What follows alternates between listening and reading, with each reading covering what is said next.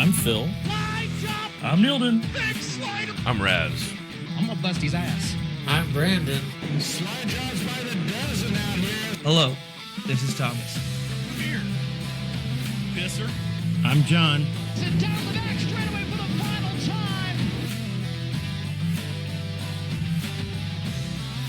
time. Ladies and gentlemen, boys and girls, this is the Dirty Slider Podcast. Sit down, buckle up, and hang on. It's about to get rough. What is up, everybody? Welcome to the newest Dirty Slider Podcast, first one in December. Only got a few left in this year. We've got our favorite beverages, some of our favorite friends, and some of our greatest enemies. Oh, wait, they're not here this week. Sorry, they're having technical difficulties. So, we got a limited staff this week, but we're still going to have a great show. Remember, we are not experts, we are not professionals, but we're here to have a good daggum time.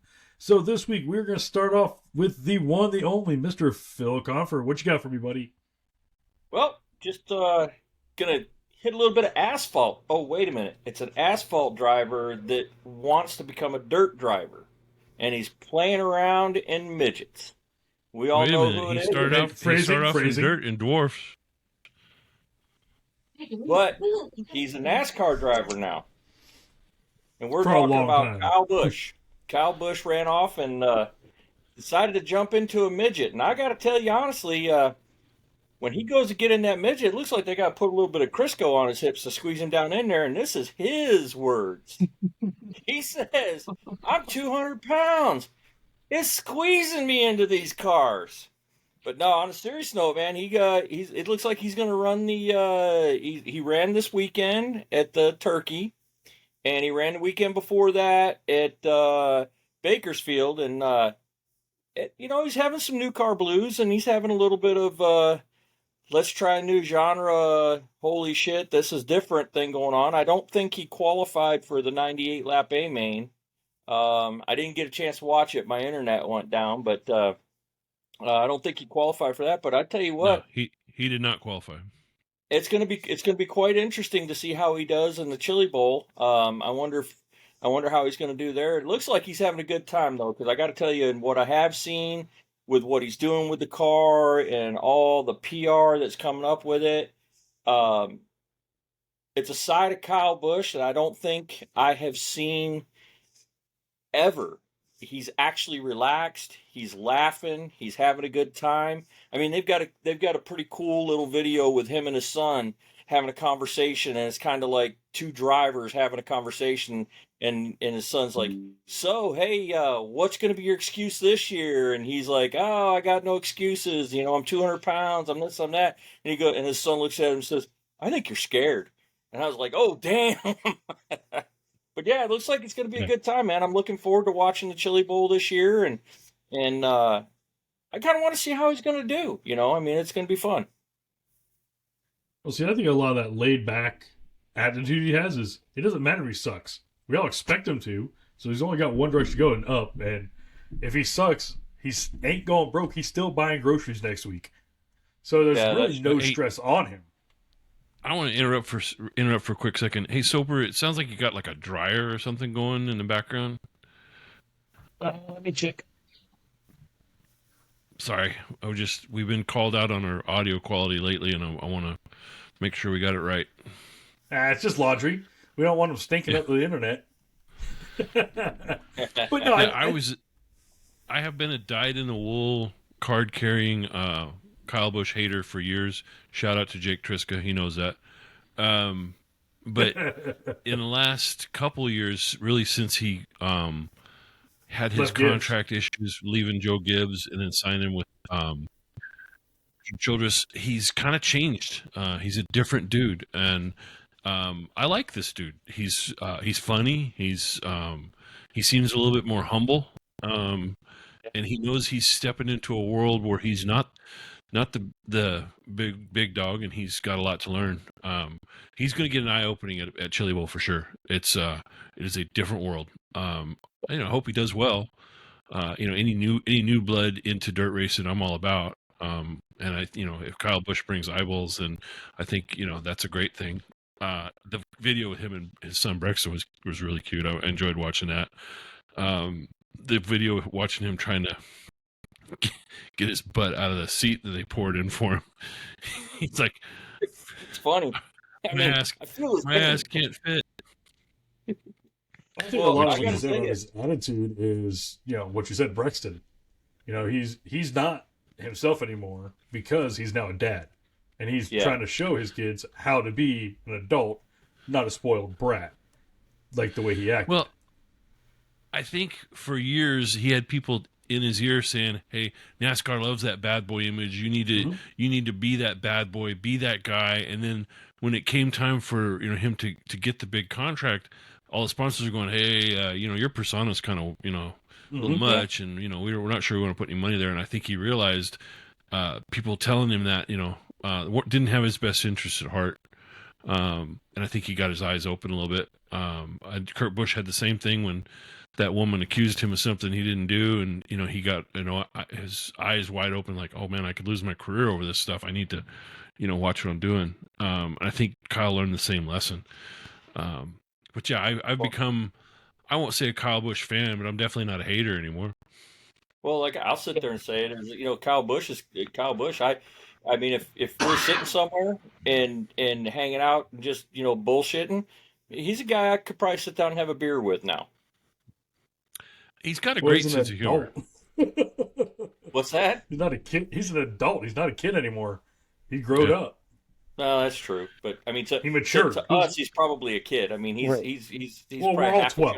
Let's get that right. He's a 12-year-old with a checkbook, though. But along those same lines, Joe Gibbs appears to have loosened the reins on his drivers, and he's letting them go back to dirt racing, which I welcome. The biggest name to come out of it is Christopher Bell. Christopher Bell will now be getting back into sprint cars and into midgets. He has not committed to Chili Bowl. It's a little quick. He might be trying to put something together. I don't know if there's a ride open at Keith Kunz or not.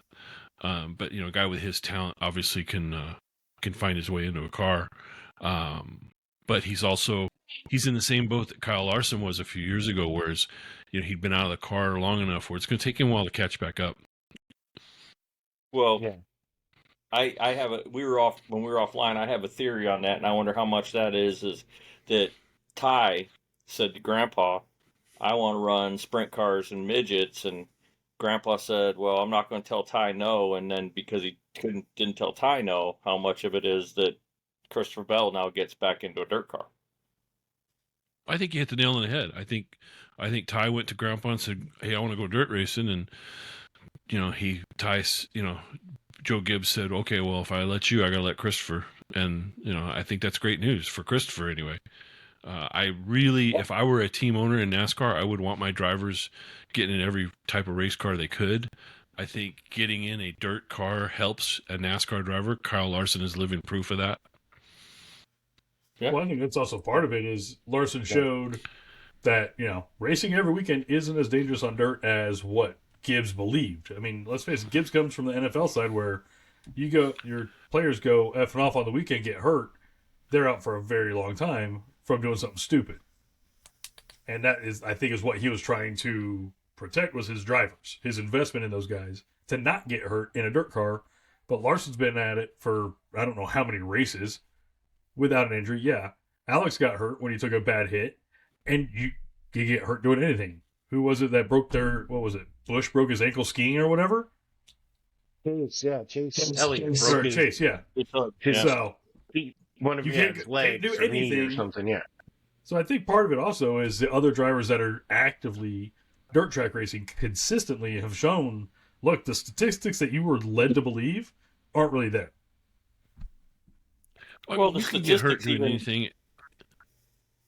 The statistics just show, man. Sorry, folks, we are not professionals. Clearly, my tongue isn't. Statistically, racing is safer than driving on the highway because our cars, we build our cars with the idea that they're gonna wreck. So we build our cars for wrecking. The cars we drive out on the street are not. So if the theory is if an owner is worried about his drivers getting hurt, well, he needs to pack them into bubble wrap and put them in a corner and let them sit there and don't move, don't breathe, put them in a bubble so they don't get hurt. I mean, you can get hurt you can get hurt stepping out of your house. I mean, you can't go through life worried about getting hurt. Every time every one of us strapped into a race car, the last thing we thought about was getting hurt because we knew we put the prep in it. Trust your team, trust your driver. And racing is dangerous. They can get hurt in a race car, but I think statistically, there's less chance of them getting hurt in a race car than there is just doing daily life. Well, and if you compare the speeds, the impact speeds, if you do have a wreck, dirt is clearly less dangerous than NASCAR. I mean, you're talking about a 70 mile an hour hit versus a 200 mile an hour hit. And yeah, Absolutely. I mean, they're different cars and they have different safety equipment and all that, but still, NASCAR is a little bit spoiled and they have not had a major injury really since Dale Earnhardt Sr. Ryan Newman came close. Well, but, Dale Earnhardt Sr. is the last death in NASCAR in competition. In competition, he's the last driver to die in competition. So I think as a team owner, you should let a race car driver be a race car driver, and if that means they get in a sprint car or get in a midget or get in a late model, then that's got to be okay. Yeah, I think it's a little, like Phil said, Ty wanted to go dirt racing, so Joe couldn't keep everybody from going, but also keeping up with the Joneses a little bit. Hey, now Kyle Busch is getting out and trying something new. I don't even know, or, like Brad said, most other NASCAR drivers race dirt at some point off season. You got to stick up with the times and let them do what they want. Well, and I think I'm excited for Christopher Bell because he is a natural talent on dirt. When he was running sprint cars and midgets regularly, when he got in one, he was a force to be reckoned with. Oh, for sure. Yeah, so it'll be interesting if he does get something together for the Chili Bowl to see him and Kyle go at it. Yeah, that would be awesome. That's particularly the nice thing with the scheduling with the Wild West Shootout at Vado and Chili Bowl is that now Kyle Larson will be at both events, which I'm excited for. Nice. Well, one of our own did some racing this weekend. Tell us how your racing went, Soper.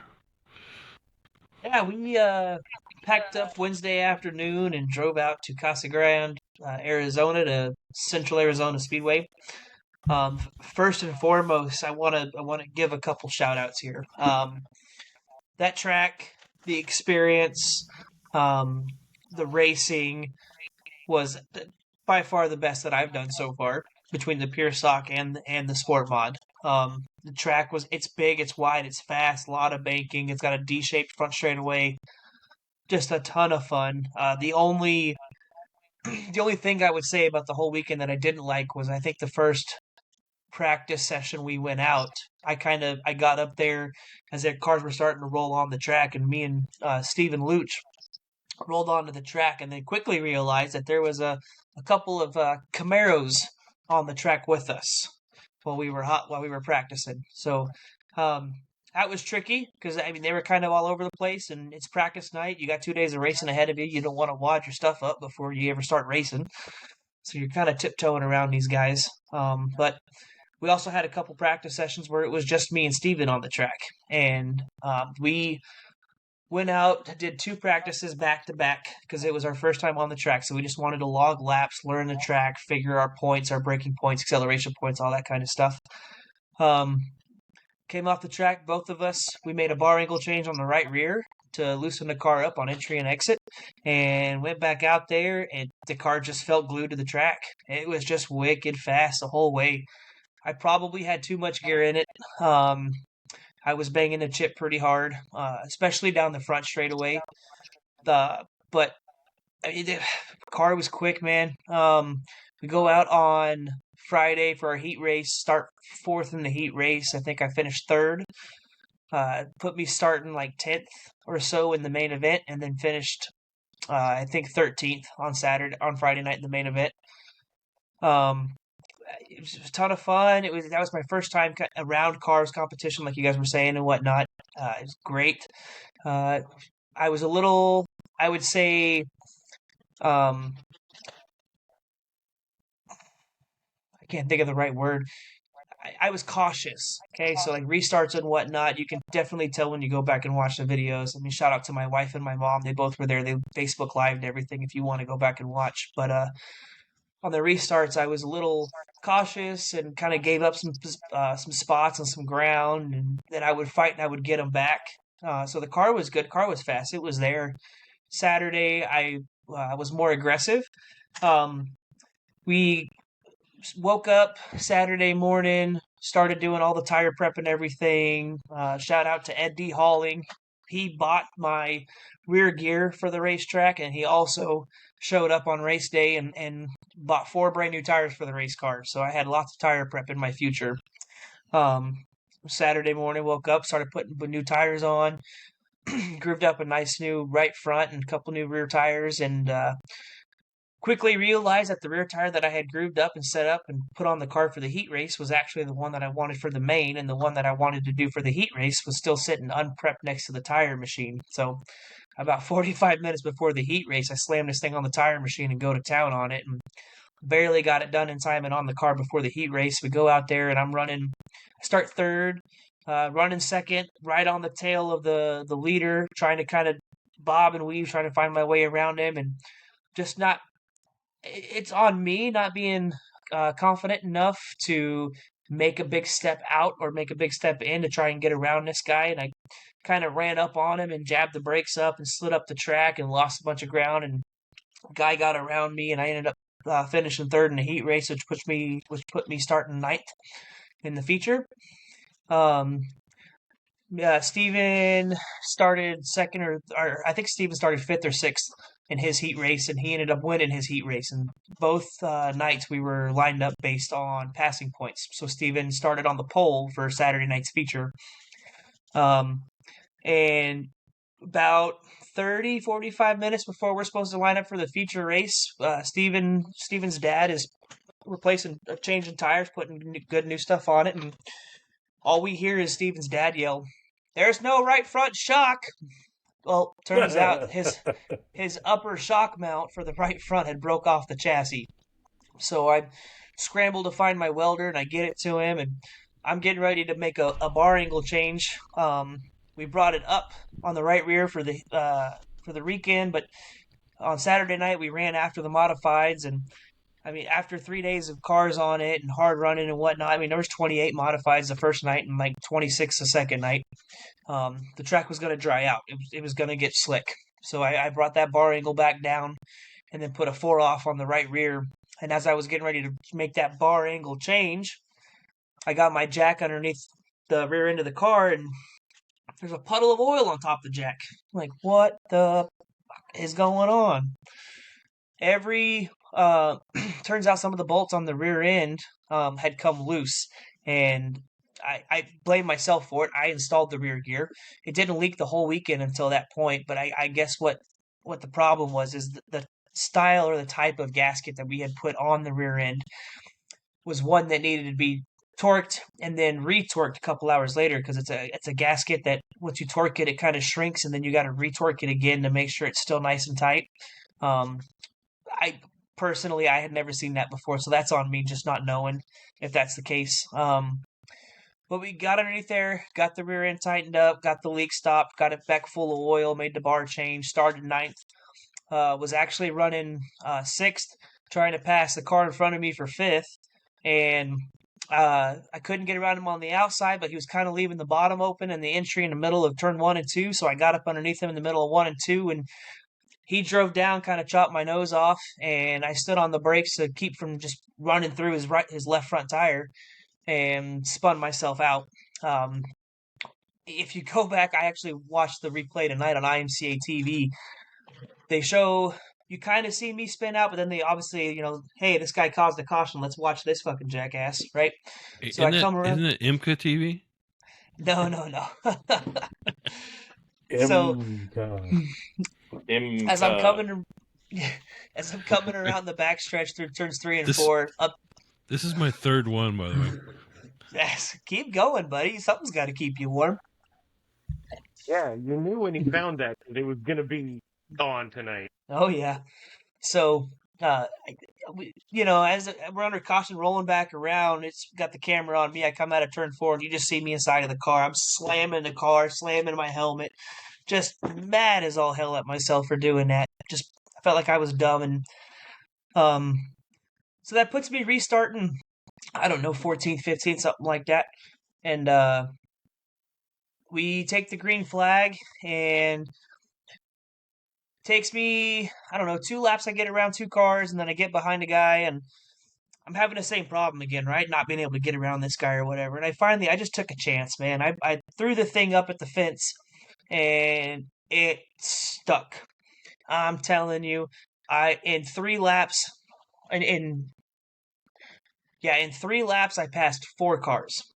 I stuck it on the fence, man, and I just started driving around guys. And I drug raced a guy down the front stretch and clipped him right at the start finish line to bring her back home ninth. So, I mean, in the final 5 laps, I passed 5 cars. Yeah. So, felt really good. Steven ran great. Steven ran 5th on Friday night and then finished 2nd on Saturday. And boys, I knew that Taylor Cool was fast, but God almighty, was she on another level than all of us. I mean, I think Friday night her fastest lap was 3 or 4 tenths, maybe even a half a second faster than the rest of the field, and it was the same thing on Saturday. Just a whole other ballpark. You got whipped by a girl. You got whipped by a girl. Not just Thomas, but 20 plus other guys got whooped by a girl. Yeah, 21 sport mods. I was watching on my race pass, and on Saturday night, I'm like, oh, Steven's starting on the pole next to Taylor. Let's see how this goes for him. It went poorly quickly. Yes. Yep. I mean, good on her. I make jokes, but I love women drivers when they come into the sport, and I'm glad she's doing well. Yeah, man. I mean, I was in and out. I was kind of glancing, doing other stuff, and I think it was 6 laps in, and she had a 2.5 second lead on the field. 6 laps in, and then there were a few cautions, but she just, the only time you were close was on the start. Not even that, John. We took the green flag, and she beat Steven down in a turn 1 by 3 or 4 car lengths.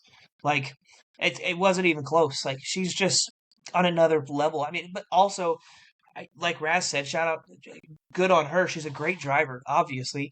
And she also races, I don't know, 120 times a year.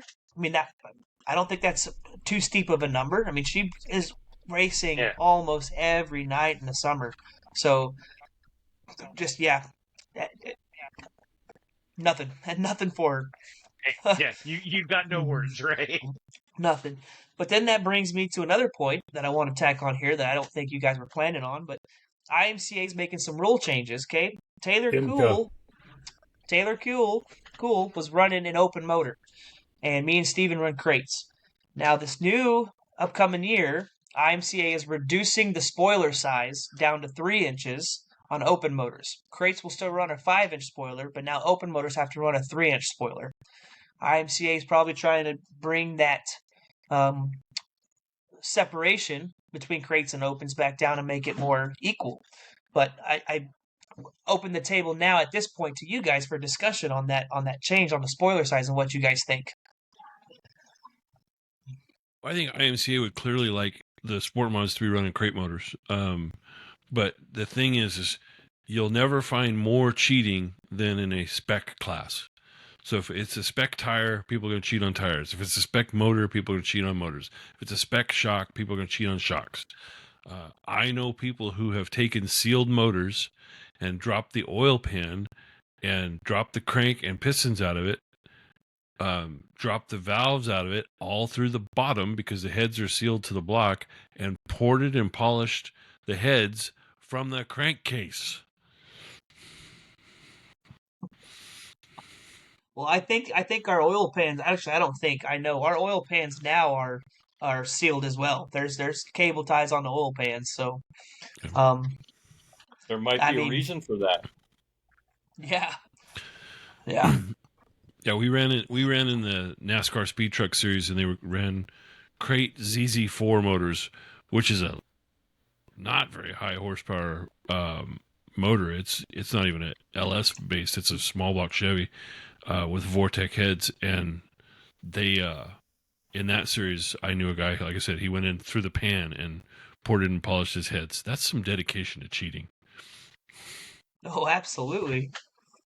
Well, if I say this, if you get caught in a spec class cheating, the penalty needs to be extremely painful. Well, there's a real simple way to cut out cheating with a spec motor class. Hand out the motor 2 days before the race. Yeah. Yeah, that's true. I'll give my 2 cents on it. I think the reason why they're cutting down the spoiler and trying to take away from the open motors is because they want everybody to run an IMCA sealed motor. I mean, it's the same thing with the Hoosiers. We have to run IMCA stamped Hoosiers, and I think it's all because it says IMCA on it. So IMCA's, I only want to say probably, IMCA's getting a kickback from all this stuff. So if they can force you to run IMCA stamped shit, they're going to make you do it.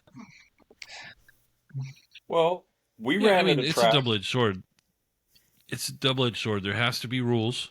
You have to, enforce those rules. And the thing is it has to be equal for everybody. If you can run an open motor and run circles around a crate motor, well, then nobody's going to run a crate motor. So it's got to be close, if not even. It's real simple. You could just simply outlaw open motors in Sport Mod and let people run open motors in what we call A mod, or, which is actually just modified. Yeah.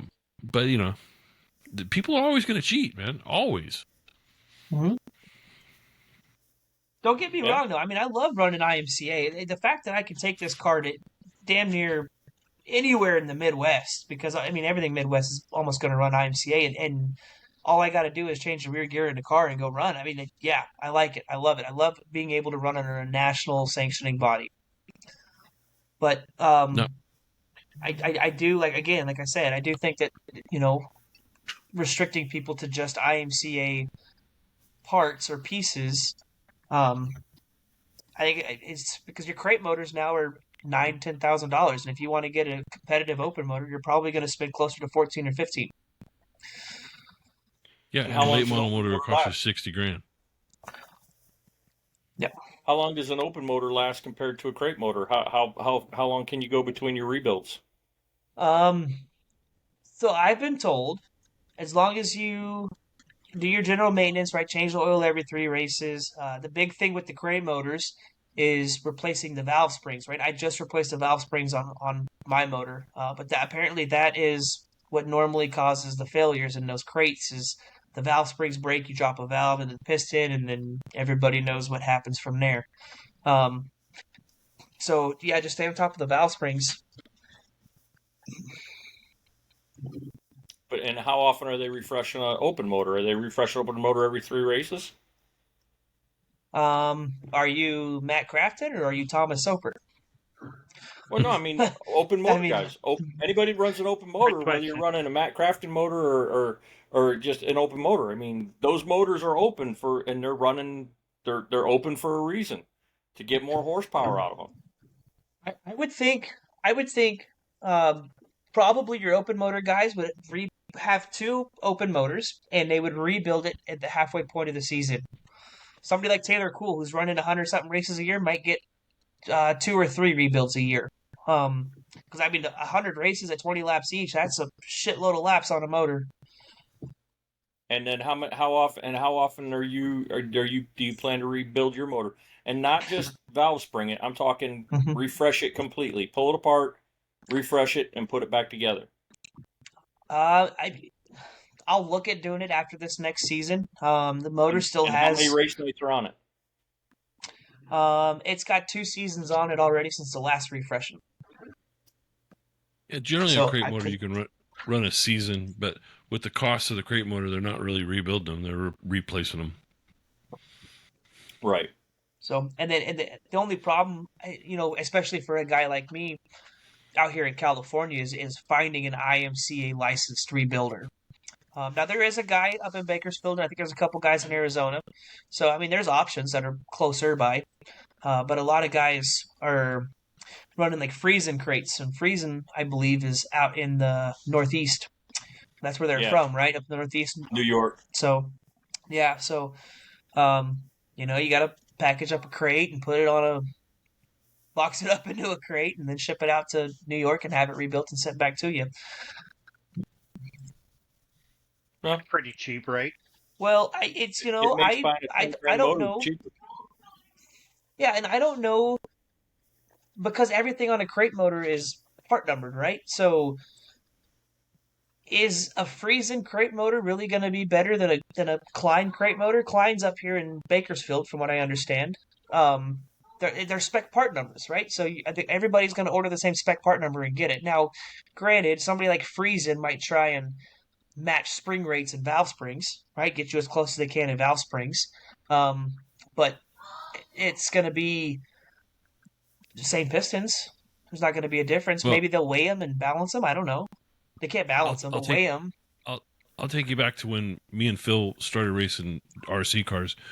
He and I would buy 100, 200 batteries at a time, trying to make a 6-cell pack, because you would then go through all those batteries and find the 6 best out of that 100 battery batch and match them perfectly to each other and put them all together. That's what Friesen and these guys are doing. Is they're buying crate motor after crate motor after crate motor and taking the best parts and putting them in one motor, and then that they're selling that to their premier customers, and then all the rest of the parts are going back to the other customers. So yeah, it's still a crate motor, but it's got they're going through and measure, like you said, measuring pistons, finding the lightest pistons, getting everything just so everything is perfect, and then sealing it back up and sending it out to their customers. So it's the same thing we went through in RC. We would go through and we would buy a quote unquote stock motor, and we would go through 20 of them, finding the best stock motor, and that would be the one we would run. Yeah, so you're like you said, kind of what I was alluding to is you're balancing the internals on the motor without actually balancing the motor by matching pistons and crank and all that stuff. Well, I think they can balance them on an authorized rebuilder can balance the motor and then seal it when they're done. I'm not 100% sure. I haven't run any IMCA modifieds in years and years and years. But I think if you take all your pistons, all your rotating assembly, and you weigh it all out, it's going to be there. I mean, it's balanced. So, and I mean, I'm not the smartest guy when it comes to motors. I'm just kind of spitballing like the stuff that I know that people can do. I don't know what's truly legal or not. I'm not in that world as far as motor building. But again, like I had so much fun over at Central Arizona Speedway this last weekend running the Turkey Hustle that I have already put my leaf chit in with the Navy and booked my spot for the second week of Winter Nationals. I'm going back, boys. That was so much fun. Well, on that note, they ran another race this week. They call it the Turkey Night Grand Prix, started by J.C. Agajani, and I think they're 80th or something running of that race. It's a pretty historic race, but it's started out as a strictly midget race. Nowadays, they run midgets and sprint cars.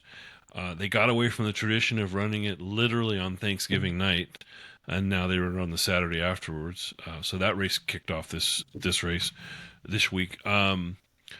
The sprint car portion, I'm not going to get too deep into that. Ty Gibbs did run a sprint car and did not make the A-main. Ricky Lewis won the race. Pretty clean driving, actually. I didn't really see much going on. But yeah, he won the race, won the trophy, won the little tiny replica Chase Johnson wing. Heard he got a 2-piece and a biscuit after the race, too. First-hand knowledge. Don't from somebody if you know, you know. The actual midget, the marquee race, 55 cars showed up for a 98 lap race, and they raced 33 cars in remembrance of the Indy 500, because JC Agostini was a big Indy 500 guy. So a ton of cars showed up and all of them raced. Kyle Busch tried to make the field, did not make the A.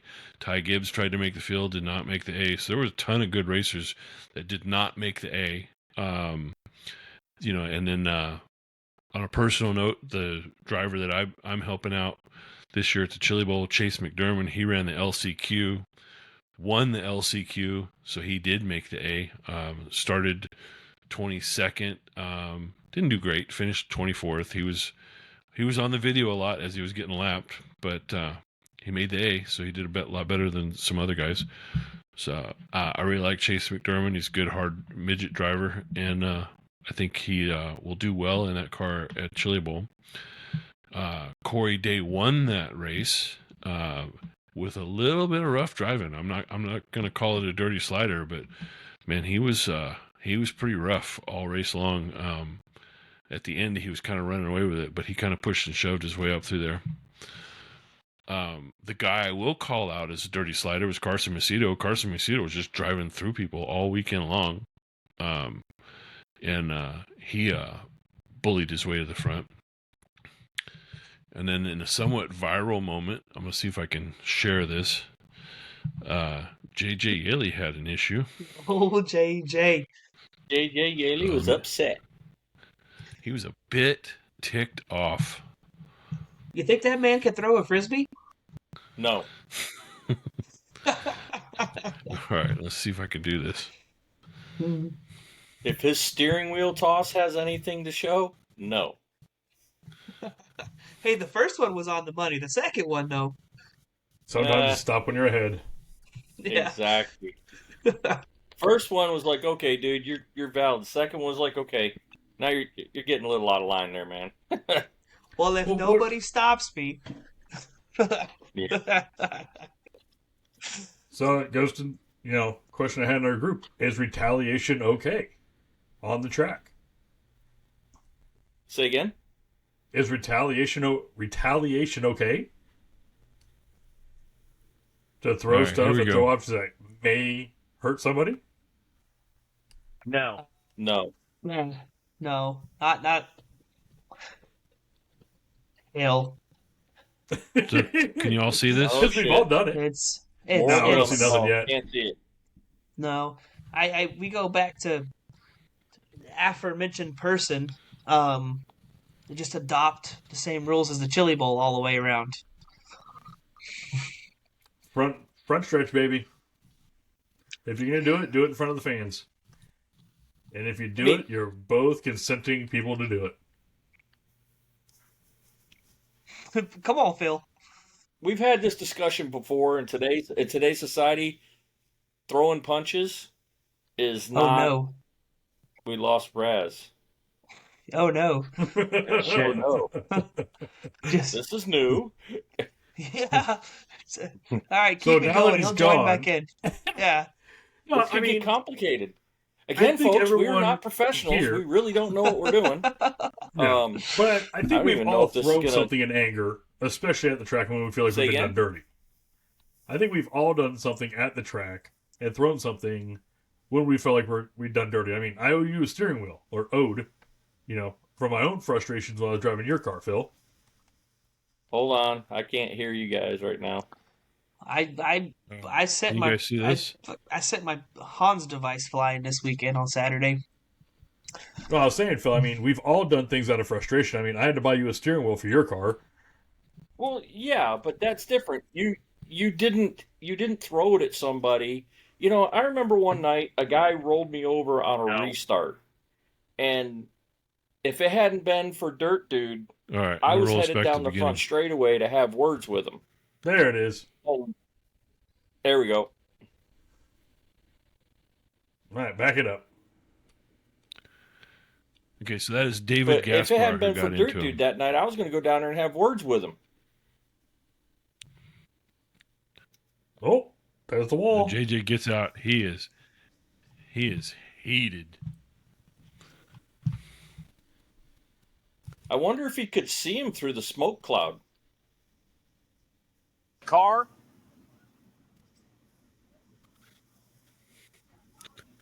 Like the track official knew it, and he was like, you know what? Nope, not worth it. Perfect form, solid landing. Better than me.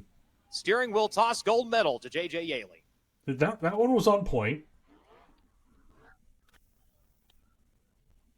I'm just wondering if he's not Here, Here's have your him wheel back, back. do it again. round 2 here. Missed it by a mile. Overshot her that time a little bit. The announcer This knew is it the was epic up. fail one. Well, we caught it with J.J. Yaley. I think it's safe to say very fresh twice there on Gasper. Now they're like, okay. Vantage point down here in turn number 1. Yesterday we spun out or I got in a wreck. He hit me head on, wide open, never lifted, and then right there, I don't know what he was thinking. I mean, we're running 5th. There's 10 laps to go. Just threw a dive bomb in there and wrecked me. So, he's rookie of the year, but someone needs to beat the shit out of him. So if they don't stop me, I'll be the first one to fucking do it. All right, I think we know how J.J. Yaley feels after that accident in turn number 1, Brian. So yeah, I wonder how JJ feels.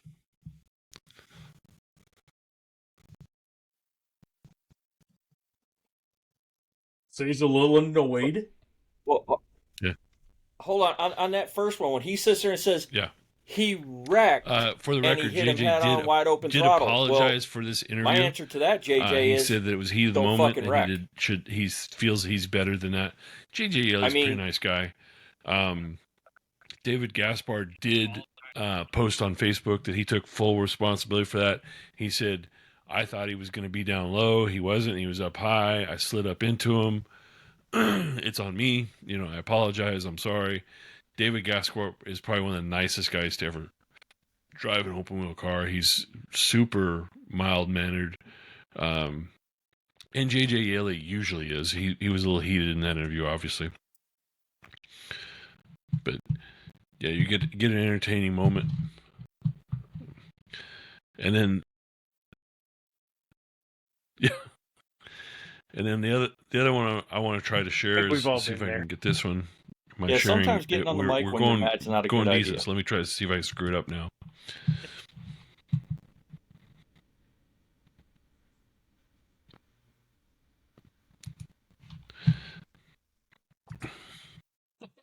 I don't know, Raz, we lost you for a minute and you came back. I don't know how decent that is. So this was a practice deal. Hey, came back. And yes, That's we a talked plus shit right about there. you while you were gone. Yeah. Not me. I didn't. I was nice. You were the one that started it.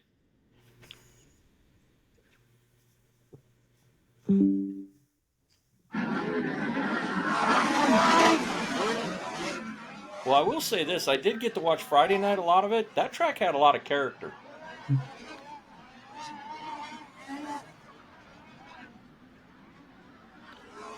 And we've got one flipping into the exit ramp. Come on, he lands up.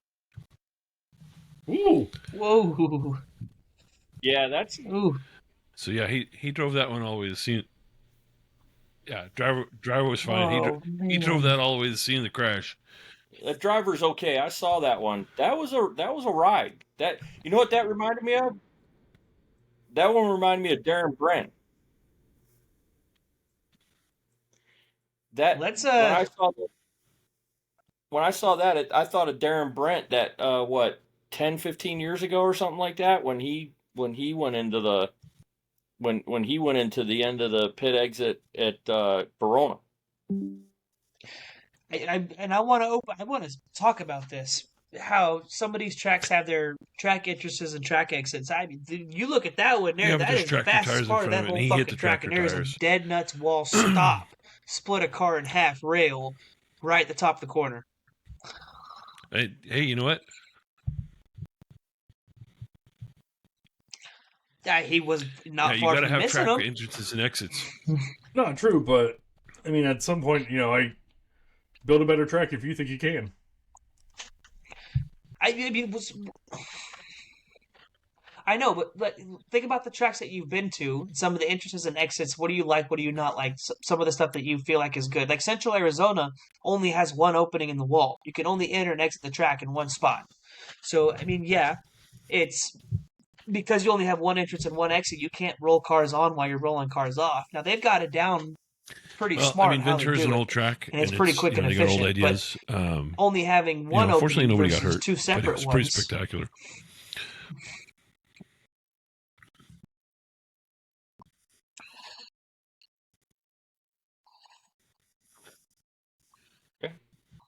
We talk about pit entrance and exits. When we raced at Orange Show, when they put the dirt down at Orange Show, you would enter coming off of 4, like you do at Verona. But then when you would exit, you would go off, way off, over back of off of 2, way off the track. So you weren't at high speed at an exit. And then the same thing at Imperial Valley. When you come off Imperial Valley, you actually come out of turn 2 and you come down the back straightaway and you drive off the back straightaway over across what used to be the old big track. You're nowhere near at speed an entrance or exit. And a lot of tracks are starting to look at that. Well, I think a bigger track where you pit in the infield is definitely a lot easier too. I don't know. I came close to kissing the when we were running Paris. I came close to kissing the exit or the entrance down on turn 2 when they would take and go on the mini track for the dwarf cars. That gets a little hairy when you come through there and somebody comes down on you. I know it's they going to push be you dangerous over when they onto hand him a the fire suit and a wall. helmet. There's that opening there. Hey, shout out to Kenny Schrader. He just won a modified race. Yeah, that's true. Yeah. He said. Yeah, I mean, he said he's going to keep doing it until his friends can no longer put him in the car, and when that happens, he's going to get bigger still friends. doing it. He's still out partying every night. Okay, I like the attitude. The other thing that it's kind of a Did you submit your application? Rumor, not really a rumor in late model world, is they're working on a template for the bodies because the word is that they're not real happy with the whole Twisted Sister body thing that's going on right now in the late model world. So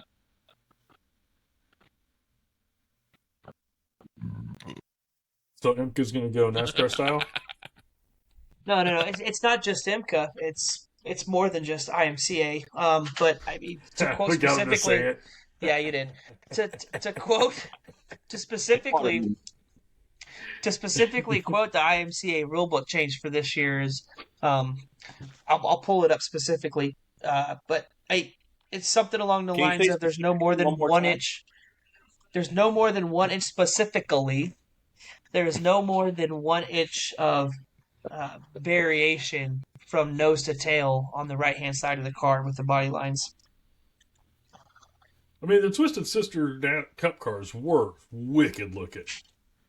I mean, distorted and goofy, and I mean, to me, knowing that all those bodies were hand rolled, that was a That's beautiful. The thing, when they showed them car. on TV, they didn't look that bad. And, you had one fender this wide, one this wide, and from the right angle, they looked the same.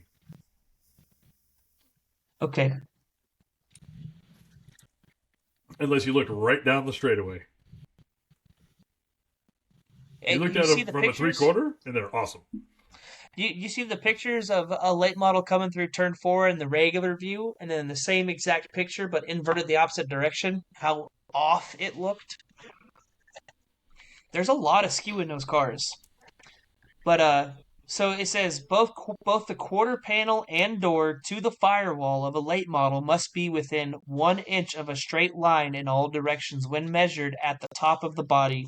The bottom of the right side quarter panel cannot extend outward further than 6 inches beyond the right side spoiler brakes. Lucas Oil and World Outlaws are looking at they're trying to run a unified Sounds rule like somebody set.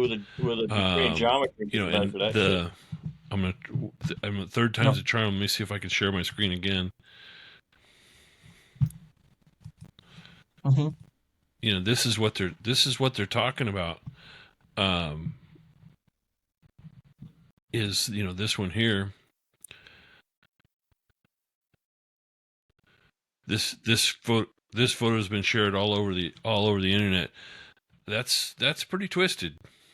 that car looks like it's going in about three directions at once. And credit where credit's due, Chris Anderson photos. Yeah. Well, it Yeah, it looks like that thing's been wrapped around a telephone pole. And it looks like the chassis bent.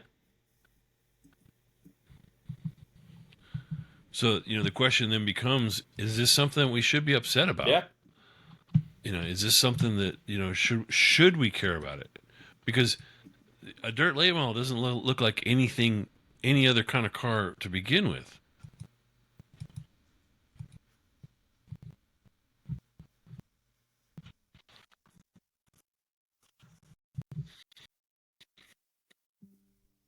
No, I absolutely think we should be upset about it, and I absolutely think we should care about it because we're making these cars faster and better based upon our innovations and what people are finding and seeing inside their cars or with their cars. And when you start taking that stuff away, well, I mean, eventually people, and probably not in the racing world. I mean, we're racers. Hell, we're going to fight for every inch we can get. Photo that Neil just shared is that the twisted NASCAR car. It's done for performance. Stop doing it. You're trying to gain an aerodynamic advantage on the racetrack, and I think more than anything, the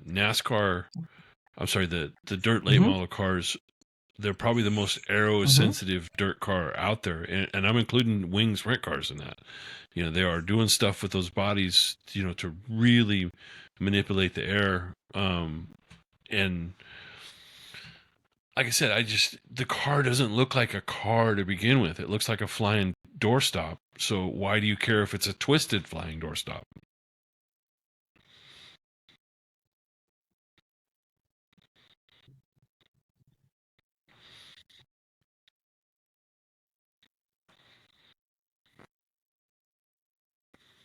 I agree. My only thing with allowing it is it's a skill set that a lot of teams don't have. Is working with aerodynamics. That's the downside to me for the general guy that can, buy a nose, buy a side panel, stuff like that. Okay, but what if I said to you, knowledge on how to design a quote twisted unquote, that's a Camaro, one, right? That's a whole other ballgame from build a motor, set suspension, etc. Okay, make it look like a Camaro.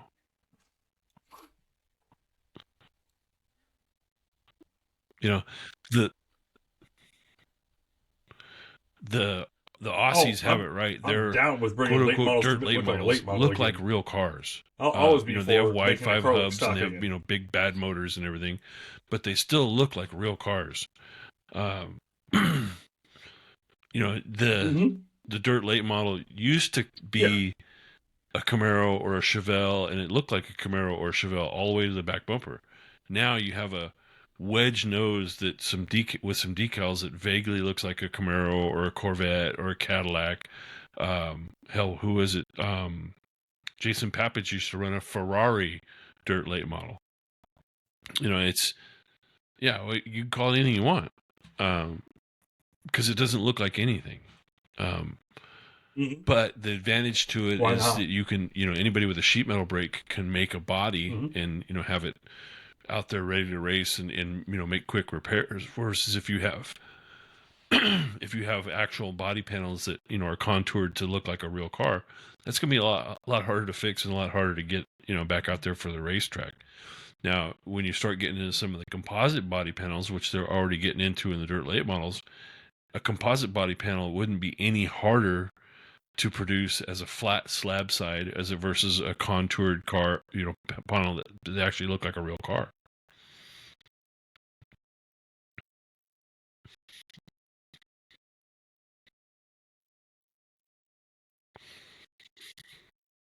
Well, all right. So I'm going to composite body and nose this year. Okay. The sheet metal's coming off the car. I already have a plastic IMCA approved plastic nose coming, and I'm going to plastic side panels. And the number one reason for that is when you ding one, it pops back to shape. It doesn't crease, and you don't have to pull it off and hammer it back into shape. The second thing is with with the late model stuff, I mean, I like the direction the late models are going. I think the late models are some of the best dirt track racing that we have right now in this country. They're not aero sensitive like the wing sprint cars are. I mean, that's your biggest show on dirt is quote unquote the World of Outlaw sprint cars, but it's some of the most boring racing with passing and whatnot. But the late models are getting it done. They're doing it right. And I want that to continue. I don't want them to take away from those guys and to draw the reins in and pull them back. And then we run into the same issue we have with the sprint cars in the Cup Series, like where it's all aero and now you can't get around people and blah blah blah blah blah. Like, I hate that. Let you're these saying guys it's an do what they unlimited do. class. Let Let these it stay guys an unlimited have class. the innovation that they want, build what they want, and let them run the damn things.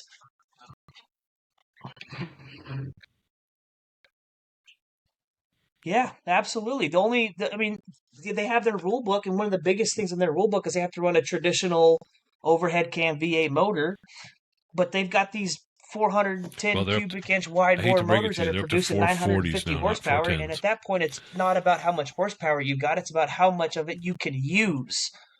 So a guy who it's 440 cubic inch. So, I mean, you might have a guy who shows up there with a big bad Clements 440 cubic inch motor, but he doesn't know how to put all the power to the ground. But you got somebody out there who's got an 800 horsepower motor that is getting it all to the Yeah, ground. but He's they're going to go out talking there and about he's going to pulling them whoop them. back. They're talking about let using these a body boys do template what they do. to get rid of some of this Don't pull twisted them back. bodywork. So the debate then becomes, if you're going to pull them back, how far do you pull them back? And I'm saying, if you pull them back, pull them all the way back to where they look like a real car. Otherwise, let it be what it is, and as long as it fits your basic rule set, run it.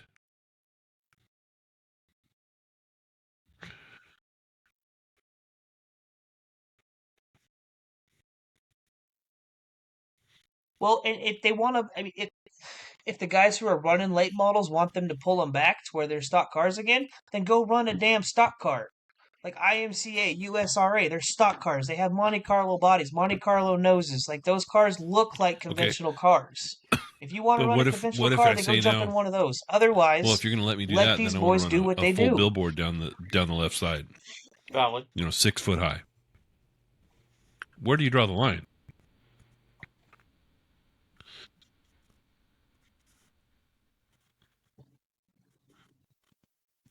That's what the that's where that what is it called? It's the damn 600 race in Texas. The Lone Star 600 or whatever. That's a run with the hell you brung race. And you get that. You do. You get Yeah, a car that's got a it's at 6 foot some point billboard standing on you top either of the have roof, to and they're create a running rule it down set where the track they're with a 1,000 limited, horsepower motor for or 600 you go, laps. okay, this is an unlimited class, and go with it. There really are already no real motor rules. It's run what you brung. There's they all have to run the same tires, so that's the only way they're limiting them there. You can't dope them. They're testing tires, they're testing fuel. So the last place you can make any real gains is going to be in the suspension and the body. Mm-hmm.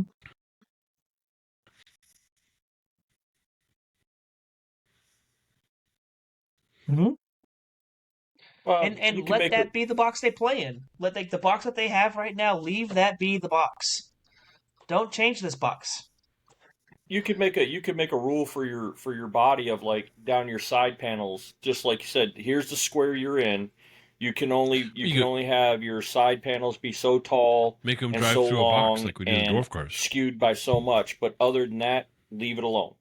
Like like you were talking about on the rule set. Yeah. Then that gets rid of your 6 foot billboard that you can run into a turn at a bazillion miles an hour and the damn thing won't spin out. These guys, they have their droop rule and all that stuff. I mean, there's things holding them from getting way too crazy. Because I mean, part of this stuff, I think half of what these rules come from is for driver playing safety. devil's advocate, if I can there's twist not the a body full that stop much, of where you can why go, do I give a it's going to crap get to about the a droop point to rule? where you can't keep the driver safe, no matter how safe you build the car. Right. Not so much. I mean, they're trying to get side force on the body. That's the main thing there. I mean, that's their the way droop around rule is the to droop get the rule, is it not? deck lid back That's why they're down. doing it. They were saying the deck lid was getting up too high, and they were saying it was because of driver visibility, but I don't think that was really the issue. The issue was that because to get the car that far up, your rear suspensions were getting pretty sophisticated, and sophisticated equals expensive.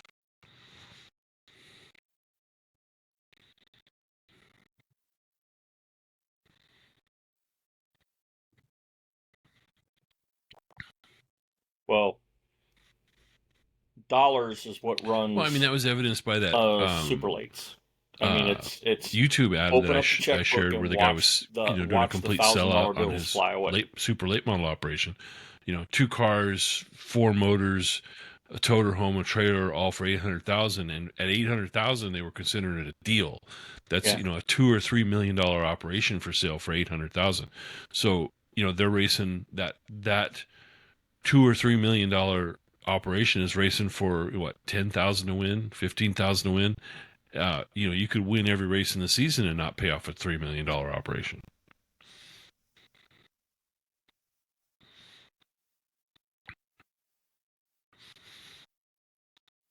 Well, and I go back to the same question. Should we care? Do we care how much money they spend? Are for.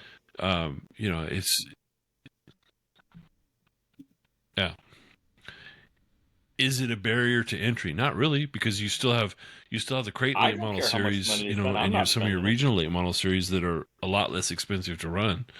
And then some of those guys will run well in there, and they'll decide to step up to super late model. Hunt the front guys as an example. They start off running regionally, and and they've come to the point now where they're racing with the big dogs at Eldora. They have their own racing series that they promote. And Joseph Joyner is one of the guys. He's one of the fastest guys around and can run with the big dogs. So I don't really think it's necessarily a barrier to entry. It's just that is the premier. That's the F1 series of the dirt stock car world.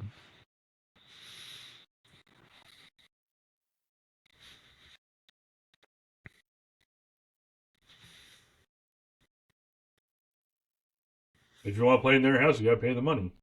I mean, I was listening to Hamlin the other day, and I can't remember what the exact number was anymore, but how much they paid Goodyear in tires they never used. $1 million. Leftovers that they never touched, never used, that they can't use. Tires they never mounted. Mm-hmm.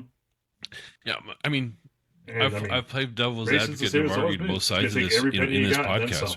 But in my opinion, what I think is what the dirt super late model world should be is, hey, you know what?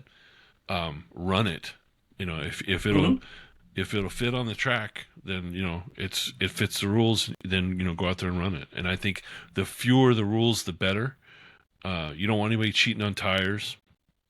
And then the motor rule is the motor rule. Bring all you got and hope you got enough. Yeah.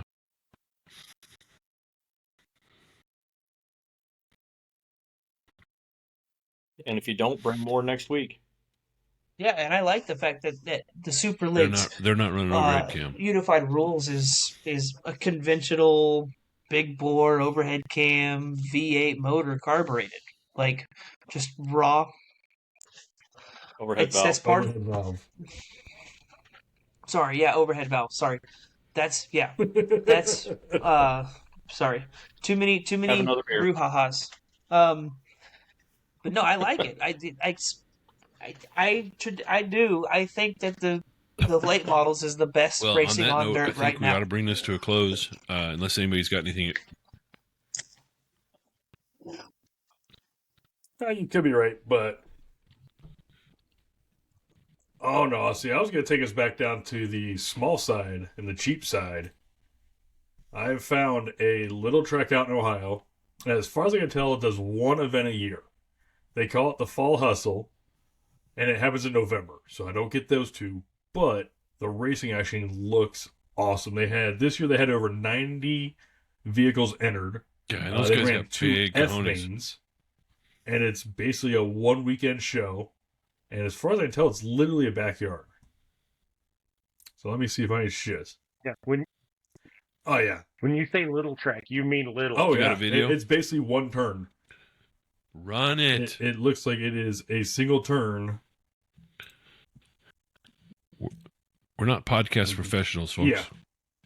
I'm clicking through tabs to find. I'm working on it.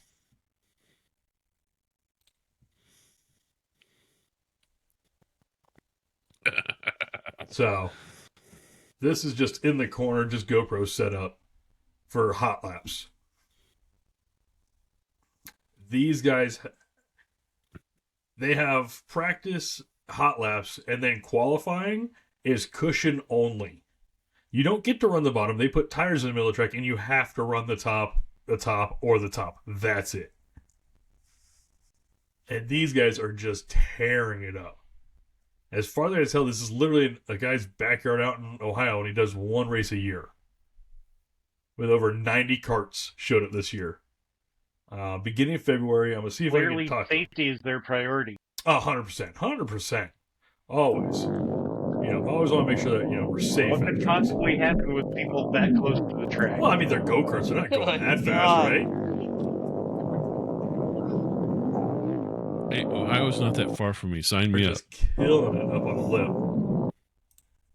And then, let me see if I have this other one Do queued they up. have a fat guy class? Hey, it looks like a heck of a good time. Yes. I'm sure they do. It's all of it's them. called Super Heavy. And that's not a joke. You'd have to find a 50-pound cart for me. I think it was 350 was total cart and driver when I was racing. Phil, do you remember? Super heavy is 400 and above driver. You'd have to find a 100-pound cart for me. Hey, we did say it's going to be easy. The super heavy class is 400 pounds and above. I'm officially on a diet. I hit that magic number. Yeah, you'd be right about there. Those carts are only about 100, So 100 an engine 110 and pounds. 4 wheels. All right, here's another video. Uh-oh. So here's the qualifying on the lip. So you see the tires on the track. That's as low as you're allowed to go. You have to rip it. There's one entry, one exit, and that's your This qualifying was a bunch of guys drinking beer and saying, hey, you know what? I got an idea. 7 seconds and 7 thousandths was the number one qualifier. It's been going since the 90s. Watch I think. this. It started as a flat track in the backyard. They have a video where they go over it. Looks like it just happened beginning of last month. Cool. I mean, I ran on slick tires. I never ran on groove tires, but they got massive right-sized groove tires. Oh, it's huge. Yeah. It's massive. I mean, these guys are just killing it and having a blast. And I think it really is. This event has become one of those, hey, let's go over here, have some fun with our friends for the weekend. I guess there was no fights this year. Everyone's welcome back except for 2 people. So, sucks to be you guys, because this looks like a blast. So, it's Big B Speedway out in Ohio. I don't know a lot of details on it. If anybody out there knows more about it, has been to it, hit us up, let us know. Because I come from a kart background, and this looks like something that would be a blast and I want to do. And I think everyone in here would do it too. Whether you're I hit that magic number, and that magic number started with a 3. I don't think any of us have to worry about being underweight. So now I'm on a diet, and I'm trying to get down to 260 by Chilliwack. Soper might. The end goal is 220. So you're going to try to get to my size again. I need to get back down to 200. Gotta get down to that fighting weight. I need to fit my driving suit again. But yeah, I know I teased that track a couple weeks ago on one of the shows, and I've been infatuated with it because it's, it looks like it started literally with some cones on a flat spot of a field in the backyard. And they just keep banking it and banking it and banking it. Seems like it's literally a dude and a couple of buddies that do all the prep and everything. They have some lights out there, and as far as I can tell, it's once a year they do it. They have it open for a couple weeks before for Well, I want to practice, give stuff a like shout that. out But this it's a week one-time deal. to John Bridger They do it in because he November. did some awesome work Just on have a the good time. YouTube shorts for the Garrett Alberson interview. Thank you, John. Those things like were fun to me. amazing.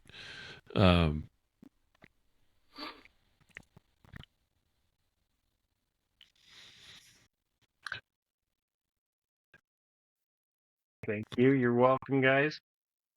Got to get another guest on like that so we can make some more of that fun stuff. Hey, speaking of that, shout out to Stephen Luch. Yeah, He started Hunter's something. a good Huh? interview. We get him on here, and then Garrett follows him, and then Hunter follows him. Like, We had Hunter. Maybe Yeah, we're I going to need missed to get Hunter last Eric week. Evans on here.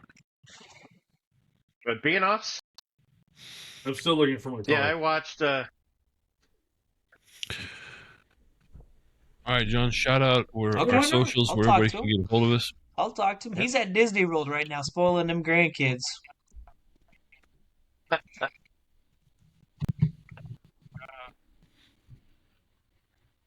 So we got Dirty Sliders on Facebook, Dirty Sliders on Instagram, and at Dirty Sliders on X. All the socials. So Yeah, like, if you like the show, subscribe, hit comment, the thumbs up button. If you tell us didn't what you like want the to show, see. Tell us hit what the you don't thumbs want to down see. button, but hit it We'll twice. probably That do way you more of that. really know you didn't like it. Yeah, hit us up.